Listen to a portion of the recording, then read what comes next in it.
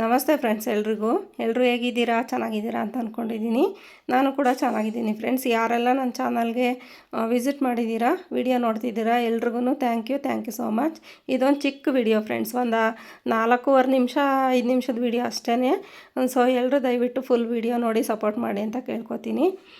ಜೊತೆಗೆ ನೋಡಿ, ನೈಟು ಭಾನುವಾರ ಆಳ್ವಿ ಬೀಜ ತೊಗೊಂಡು ಒಂದು 2ರಿಂದ 3 ಸಾರಿ ತೊಳೆದಿದ್ದೀನಿ ಫ್ರೆಂಡ್ಸ್. ಇದನ್ನ ತೊಳೆದ್ಬಿಟ್ಟು ನೈಟ್ ಮಲಗೋವಾಗೇ ನೆನೆಸ್ಬಿಟ್ಟು ಮಲ್ಕೋತೀನಿ.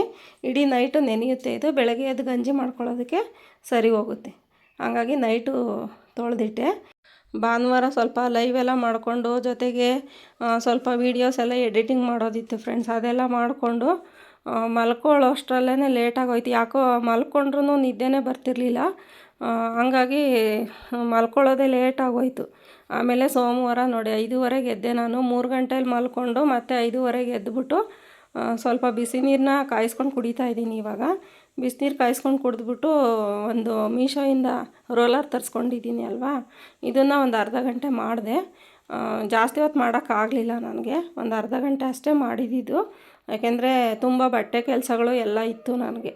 ಅದಕ್ಕೋಸ್ಕರ ಒಂದು ಅರ್ಧ ಗಂಟೆ ಮಾತ್ರ ಮಾಡಿಬಿಟ್ಟು ನೋಡಿ ಅಷ್ಟರಲ್ಲೇ 7:30 ಆಗೋಯ್ತು. ಇವಾಗ ಬಟ್ಟೆಗಳೆಲ್ಲ ಇದೆ ಫ್ರೆಂಡ್ಸ್. ಬಟ್ಟೆ ಎಲ್ಲ ತೊಳಿಬೇಕು ನಾನು. ಯಾಕೆಂದರೆ ಒಂದು ವಾರದಿಂದ ಊರು ಅಲ್ಲಿ ಇಲ್ಲಿ ಓಡಾಡಿಕೊಂಡು ಸರಿಯಾಗಿ ಬಟ್ಟೆಗಳೇ ತೊಳೆದಿರಲಿಲ್ಲ. ಇವಾಗ 2 ರೌಂಡು ಬಟ್ಟೆ ತೊಳೆದು ಹಾಕಿದ್ದೆ. ಇನ್ನೂ ಸ್ವಲ್ಪ ಇದ್ದಾವೆ ಬಟ್ಟೆಗಳು. ಅದಕ್ಕೆ ಇವತ್ತು ಸ್ವಲ್ಪ ಬಟ್ಟೆ ಎಲ್ಲ ತೊಳೆದ್ಬಿಟ್ಟು ಸ್ನಾನ ಮಾಡ್ಕೊಂಡು ಬಂದು ಆಮೇಲೆ ತಿಂಡಿ ಮಾಡಬೇಕು. ನೋಡಿ ಎಲ್ಲ ಒಣಗಾಕಿದ್ದೀನಿ. ಇವಾಗ ಸ್ನಾನ ಮಾಡ್ಕೊಂಬಂದು ಪೂಜೆ ಎಲ್ಲ ಮುಗೀತು. ಪೂಜೆ ಮುಗಿಸ್ಬಿಟ್ಟು ಇವಾಗ ಸ್ವಲ್ಪ ಗಂಜಿ ಮಾಡ್ಕೊಂಡು ಕುಡಿಬೇಕು ಫ್ರೆಂಡ್ಸ್ ನಾನು. ಅಂದರೆ ನನಗೆ ಹೊರಗಡೆ ಹೋಗಿ ಬೆಳಗ್ಗೆನೇ ವಾಕಿಂಗ್ ಮಾಡ್ಕೊಂಬರೋದಾಗಲಿ, ಯೋಗ ಮಾಡೋದಕ್ಕಾಗಲಿ ಯಾವುದಕ್ಕೂ ಟೈಮ್ ಇರೋದಿಲ್ಲ. ಬೆಳಗ್ಗೆ ಎದ್ದು 6:30ಗೆ ನಮ್ಮ ಯಜಮಾನ್ರಿಗೆ ಅಡುಗೆ ರೆಡಿ ಇರಬೇಕು. ಜೊತೆಗೆ ನನ್ನ ಮಗ 7:30ಗೆ ಹೋಗ್ತಾನೆ. ಹಾಗಾಗಿ ಹೊರಗಡೆ ವಾಕಿಂಗಿಗೆ ಅದಕ್ಕೆ ಟೈಮ್ ಇರೋದಿಲ್ಲ ನನಗೆ. ಅದಕ್ಕೆ ಮನೆಯಲ್ಲೇ ಸ್ವಲ್ಪ ಎಷ್ಟಾಗುತ್ತೋ ಅಷ್ಟು ಮಾಡ್ಕೋತೀನಿ ಅಷ್ಟೇ ನಾನು. ಸೊ ಅದೆಲ್ಲ ಮಾಡಿಕೊಂಡು ಅಡುಗೆ ಮನೆಗೆ ಬಂದೆ. ನೋಡಿ ನೈಟು ನೆನೆಸಿಟ್ಟಿದ್ನಲ್ವ, ಇದು ಆಳ್ವಿ ಬೀಜ, ಅದನ್ನು ಎಷ್ಟು ಬೇಕೋ ಅಷ್ಟು ನೀರು ಹಾಕ್ಕೊಂಡು ಸ್ವಲ್ಪ ಗಂಜಿ ಥರ ಮಾಡ್ಕೋತಿದ್ದೀನಿ. ಇದಕ್ಕೆ ನೀವು ಗಂಜಿ ಅಂತೀರೋ ಏನಂತೀರೋ ಗೊತ್ತಿಲ್ಲ. ನಾನು ಮಾತ್ರ ಇದು ಗಂಜಿ ಅಂತ ಕರಿತೀನಿ. ಬೆಳಗ್ಗೆ ಎದ್ದು ಒಂದು ಗ್ಲಾಸ್ ಮಾಡ್ಕೋತಿದ್ದೀನಿ. ನಾನು ಒಬ್ಬಳಿಗೆ ಆಗಿರೋದ್ರಿಂದ 1.5 ಚಮಚ ಸಾಕಿದು. ಜಾಸ್ತಿ ಜನಕ್ಕೆ ಮಾಡ್ಕೊಬೇಕು ಅಂದರೆ ಜಾಸ್ತಿ ಹಾಕ್ಕೋಬೋದು. ನೋಡಿ ಅದೆಲ್ಲ ಚೆನ್ನಾಗಿ ಮಳ್ಳಿಸ್ಬಿಟ್ಟು ಆಳ್ವಿ ಬೀಜನ, ಇದು ಯಾವ ಥರ ಇರುತ್ತೆ ಅಂದರೆ ಕಸ್ತೂರಿ ಬೀಜ ಥರ ಇರುತ್ತೆ ಫ್ರೆಂಡ್ಸ್.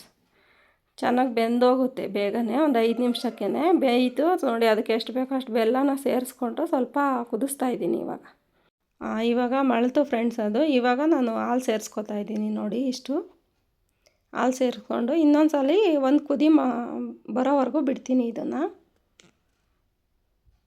ನೋಡಿ ಇವಾಗ ಹಂಗೆ ಸುತ್ತ ಕುದಿ ಸ್ಟಾರ್ಟ್ ಆಗ್ತಾಯಿದೆ.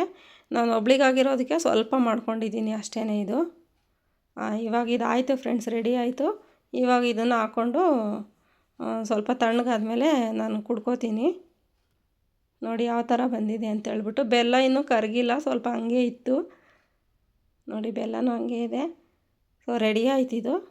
ಇದನ್ನು ಕುಡಿದ್ಬಿಟ್ಟು ತಿಂಡಿಗೆ ರೆಡಿ ಮಾಡ್ಕೋಬೇಕು ಫ್ರೆಂಡ್ಸ್ ನಾನು.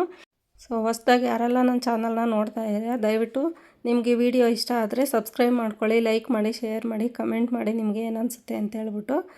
ಸೊ ನೋಡಿ ಇದನ್ನು ಕುಡಿತಾ ಇದ್ದೀನಿ ಫ್ರೆಂಡ್ಸ್. ಇವಾಗ ಕುಡಿದ್ಬಿಟ್ಟು ಪಲಾವ್ ಮಾಡೋಣ ಅಂತ ಅಂದ್ಕೊಂಡಿದ್ದೀನಿ. ಯಾಕೆಂದರೆ ಇವತ್ತೇನು ನಮ್ಮ ಯಜಮಾನ್ರು ಇಲ್ಲ, ನನ್ನ ಮಗ ನನಗೆ ಇಬ್ಬರಿಗೆ ಮಾತ್ರ ಪಲಾವ್ ಮಾಡ್ಕೋಬೇಕಾಗಿರೋದ್ರಿಂದ ಇದನ್ನು ಕುಡ್ಕೊಂಡು ಪಲಾವ್ಗೆಲ್ಲ ರೆಡಿ ಮಾಡಿಕೊಂಡೆ. ಬಟ್ ನಾನೇನು ಅದನ್ನೆಲ್ಲ ರೆಸಿಪಿ ಮಾಡಿಲ್ಲ.